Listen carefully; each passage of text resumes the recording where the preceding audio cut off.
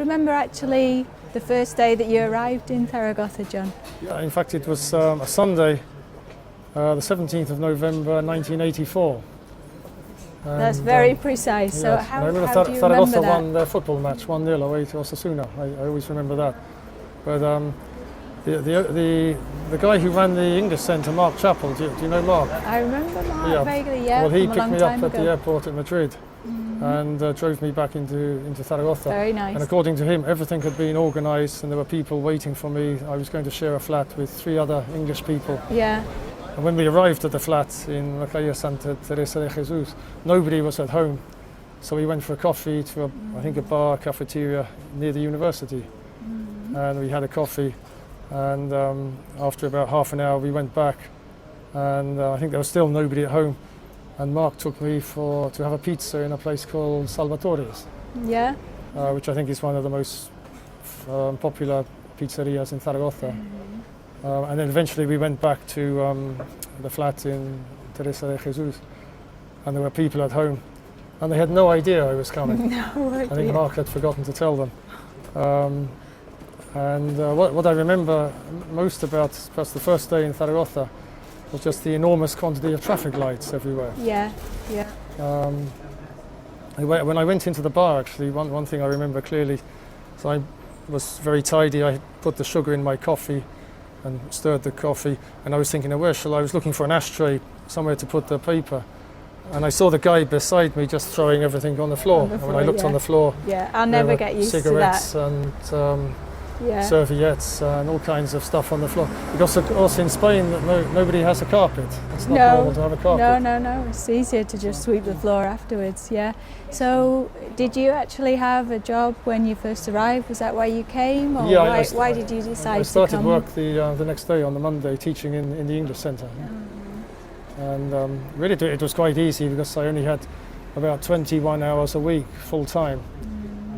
And I had been working in the summer in a place in Kent in Broadstairs called the Fitzroy School of English and Further Studies.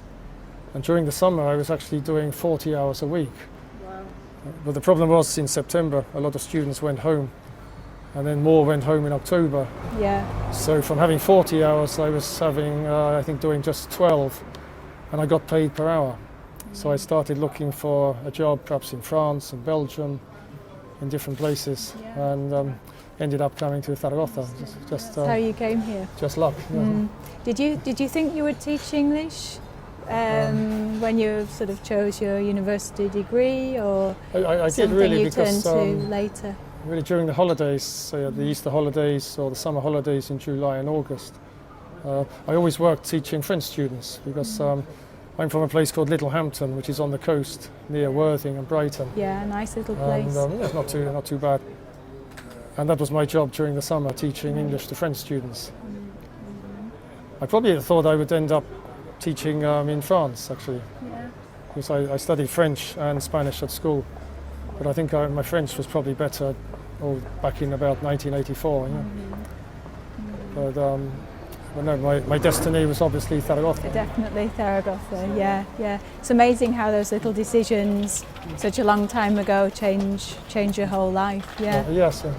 And you normally come to this bar here, and is there anything typical that we should have here? There's one tapa they have which is in a special book of tapas, an international book. I think it's called El Huevo de la Reina. And I recommend that. But normally we often come here every Friday night because we always meet in my mother-in-law's house, and she lives just down the road. And we meet there about 8:30, 9 o'clock. And then at about 10 o'clock we usually come down here to have the typical bocadillos, papas bravas, salads. Okay, sounds good. We have a takeaway. Right, well we'll order something now and then we'll see if we can get tapa here. Okay. Here we are. Hi. Pleased to meet you. Muchísimas gracias. Gracias. Interesting. Yes, you'll see it's very good. Yeah. What's this made of? I think it's made of basically. What's I think it there's consist of? Thanks. I think it's got tuna fish inside and some other things, but it's very tasty. Thanks. Gracias. Come on. Okay, cheers. Cheers. I think we deserve this. That's nice. Ah, that's good. And do you always drink wine, John? Or did you? Well, of course, I often drink beer, but I find when I lived in England, I never drank wine. It seemed the most boring and insipid drink you could imagine. Mm-hmm. But little by little, when I started living in Zaragoza, I started trying the Rioja, the Cariñena, Campo de Borja wines and the Somontano. Mm-hmm. And now I think I perhaps prefer wine if the wine is really good. Yeah. Anyone in particular, or? I quite like Vega Sicilia, but that's a bit expensive. Yeah. Yeah, I think it's on offer in the Corte Inglés. It's probably 160 euros a bottle, but it's just for special occasions. Right. Well, this one's quite good. It's Azpilicueta from the Rioja, like the football player for Chelsea. So same surname. Yeah. And do you like Spanish food, or? Yeah, really, I think I'm quite easy to please because my father-in-law always said that he said, John eats stones. he could eat anything, but really I enjoy eating different things, even if I don't like it at first. It's something different, so I enjoy eating it. For example, I've only eaten snails 2 or 3 times, and I don't really like them. No. But if you gave me snails, I'd eat them no problem. Yeah. Or yeah. Another thing I don't really like much is los callos. It seems to me a bit like pieces of plastic, a bit like snails, but if you give them to me, I would eat them no problem. Yeah. Yeah. So one of the things I really like actually is menestra, which is typical in Aragón. Yeah. Mm-hmm. I think that's I'm not vegetarian, but I think that's a good combination of different vegetables. Yeah. And things. A good idea, yeah? A good invention by the. So who does the cooking at home? Well, usually Maluka, but then on Saturdays I always do chicken tikka masala, which is a typical English dish. Yeah, yeah. So really, it's from India. I suppose India is the hottest part of England, or would that be Gibraltar?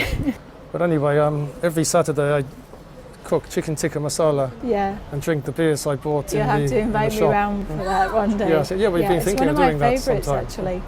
Yeah. Sometimes I get vindaloo as well from the. It's simple to make. It's just from the supermarket.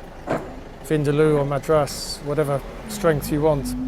If you want it hotter, you just find everything you need here. Yeah. Yeah.